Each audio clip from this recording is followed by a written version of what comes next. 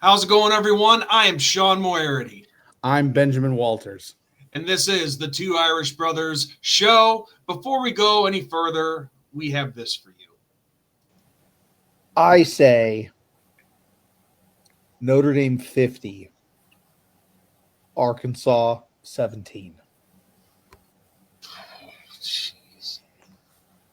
That's more I'm being bold tonight. I'm being bold. I'm not going to say bring out the straitjacket, but man. We're going to feast on some pig. If you would have told me that you would have been, that your pick was going to be the closer, what the hell? Yeah. I'm so glad that happened. Dude, how awesome was this game? Like, truly, how awesome was this game? I was loving every second of it. Now, at the beginning, I was like, "Oh boy, here we go." Yeah. But then to see how everything unfolded, basically sum it up. Where was this the first two games? That was going to be. We're going to start with the bad, if you will, because this is the only bad. The nitpick is, where was this the first two games? Like, where was this? Okay, because this is what happens when Notre Dame plays Notre Dame football. Okay, this is what happens. Now, do I think we curb stomp Miami and Texas A&M? No, I don't. Do I think we win those games though? Yes, I do. I also think we beat Purdue by a wider margin. Yeah, and not let them have 30 points if we play the way we played against Arkansas. And I'm going to say it. I feel like Arkansas was a better squad than Purdue, top to bottom. And we handily beat Arkansas. We kind of beat Purdue. So that's the nitpick, if you will. But this is a good momentum shift and ride from the Purdue game to the Arkansas game and now into the next one of our homestand in Boise State. Because I've always said it, losing is contagious, but so is winning. Okay. And this is a big confidence booster for a team that needed that confidence boost. Because when you go and lose two games by a combined 4 points, and you know that two possessions would have been the reason that you're 3-0 and not 1-2 and now 2-2, that hurts. It hurts a lot, So, because I've always said it hurts way worse losing a close game than getting blown out. Yeah. And people can say, well, how can you say that? Well, because you were this close, as opposed to never even being in the game to begin with. So, yeah. I mean, you don't really need to spell that out. I mean, come on, a close loss, yeah, it's going to hurt more. Have you ever had that girl that just walked out on you for no reason? Same thing. It hurts. Yep. It sucks. It takes you some time to get over it. Believe me, I know. But that's another story for another day and another channel. But anyway, yeah, and I agree with what you said about Arkansas as a better team. Look at who they had on offense. Their quarterback, receivers, top to bottom, they're better than Purdue. But here's the kicker, though. Do you think they actually have a worse offense than we do? I mean, that's probably a stupid question, but it's like we've thought that we've been bad. I mean, do you see where I'm going with this? Yeah. I mean, I'm just basically all I'm saying is reiterating that I can't believe this is what happened. I was expecting more of a shootout. Yeah. And I listen, I love the Irish. I'm not trying to act surprised, but it's just, how can you not act surprised with what we've been seeing on defense so far? No, totally. 110%. That's what I'm getting at. I mean, yeah, the defense did not give us any confidence to say that we would hold Arkansas to 13 points. Last year's defense, sure.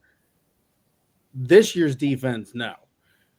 It's been quite the opposite in Notre Dame land, which is weird to say because normally we're like, oh man, the offense, oh boy, and well, defense is there. It's the other way around this year. It's okay. The offense is pretty good. When the offense is clicking, it's clicking, but the defense, nothing to write home about.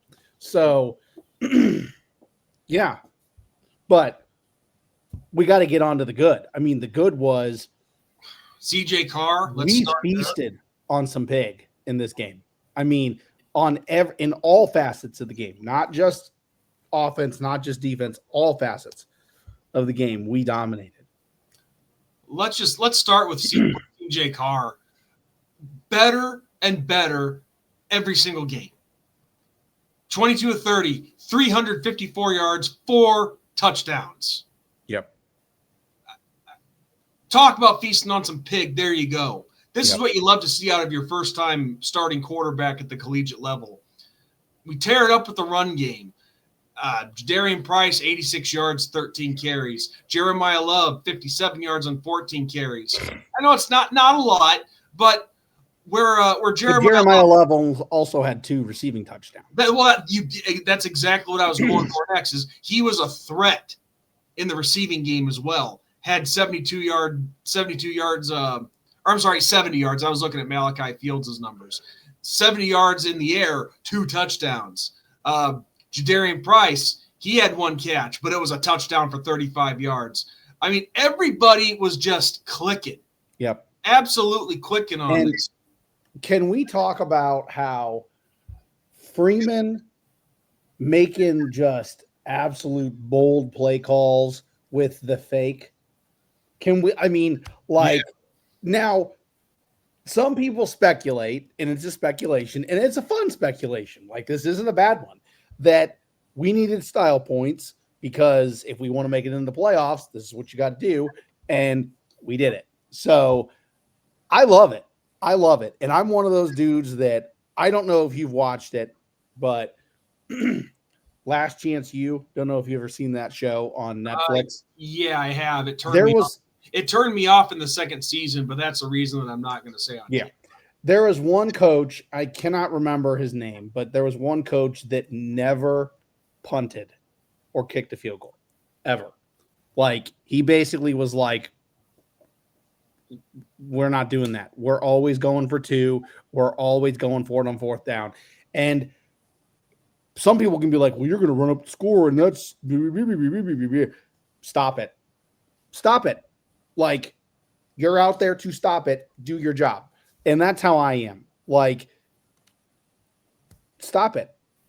Figure it out. So I love it. I absolutely love it. And maybe I'm a butthole for saying that, but I love it. So keep it rolling. You're a butthole for a lot of things you say, but so what's it matter? No, I'm just. But yeah, I like it. I like it. But what else I liked was just the absolute pressure that we had on defense, on the quarterback. Something that we have not seen the first couple games of the season. There was a lot more pressure. And I don't know if that was that Arkansas just had a weaker line, if that was an X's and O's thing, if that was, whatever. But maybe it's a trend in the right direction. Well, maybe it's possible, but it's just you look at their 4 games prior to us. I mean, they've been put. I mean, I know 2 of these opponents weren't exactly the strongest in Alabama, A&M, and Arkansas State. But look at the points they put up prior to us: 52, 56, 41, which was against Ole Miss, 32 against Memphis. So it's not like this team doesn't know how to put up points. Right. So I don't know. We found some flaw in there or some chink in their armor. And maybe Chris Ash is finally settling in. Don't know.